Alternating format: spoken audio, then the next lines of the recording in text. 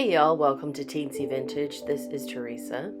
Today I am just having some fun putting texture paste on a couple tags and then later adding some ink and some powdered inks.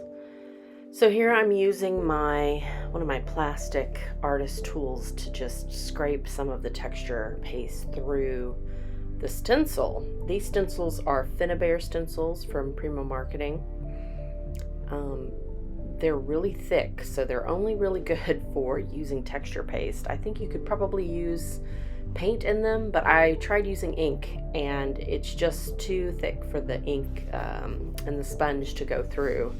You can see where I tried using ink on a previous project. Anyway, here I'm putting some on a piece of blue cardstock, and then I'm going to get out one more tag because I have two stencils. And I'll have all of these supplies listed in the description below. These are really beautiful stencils. This one has more of a machine theme to it. The other one had a lot of mathematical equations. So I'm just going to add some more texture paste here. This is Ranger Texture Paste Opaque Matte. And I'm just going to delicately scrape that through the stencil and lift, and then we're going to let those dry.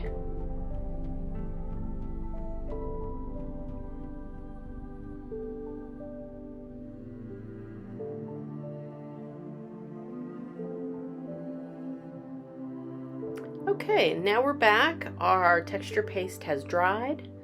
You can kind of see it there. It's white on white. It's a little hard to see. Sorry, y'all. But that's okay. We're going to add lots of colors. The blue obviously right now looks the best because it's got a high contrast. I really like that one. That one I'm going to leave as is. So we'll put that one to the side and work on the two white ones.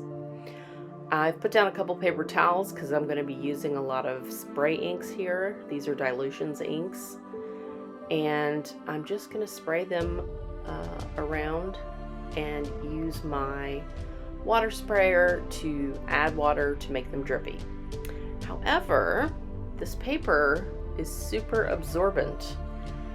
I don't remember these tags being so absorbent, y'all. I don't know what happened here. But anyway, I tried to make them drippy and runny, but it just wasn't cooperating with me. So instead, we're gonna just have some nice blending and go with that. You can see how the ink came through the back of the paper.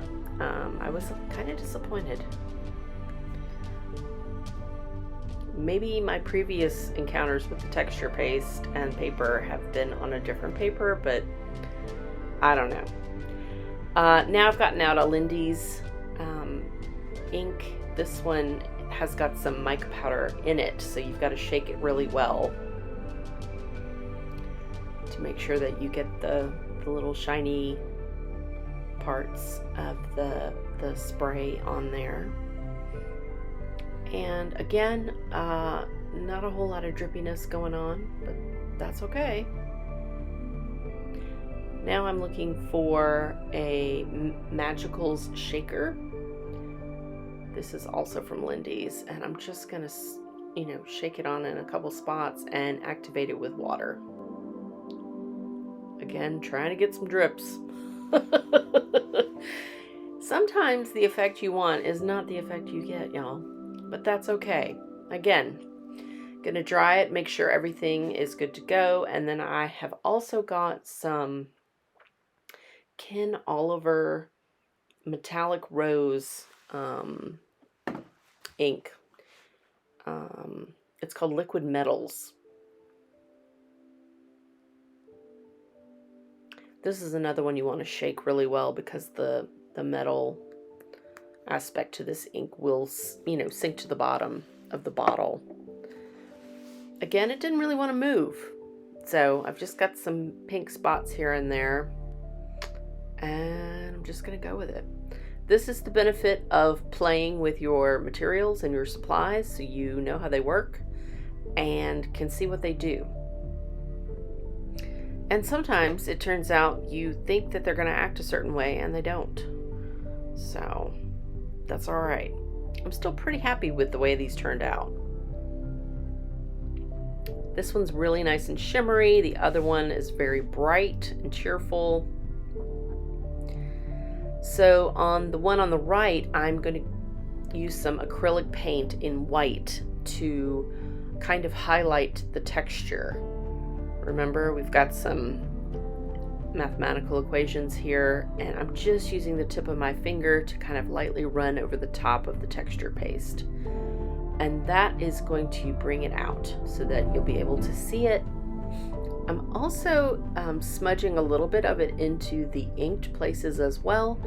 Since they are water activated, you can also use anything else that's wet, like wet paint, to kind of bring those to life, and it gives it a really pretty cloud kind of look.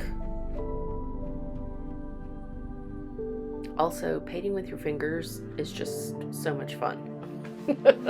I don't know why they don't let you do it after kindergarten. I say keep doing it. Makes you happy, go for it. I'm going to add a little paint to this tag as well, just to highlight some of the texture. And I got out a sponge just to see if that did anything different, and it really didn't, so I went back to using my finger. And if you put too much on there, you can get a paper towel and wipe off a little bit of the excess.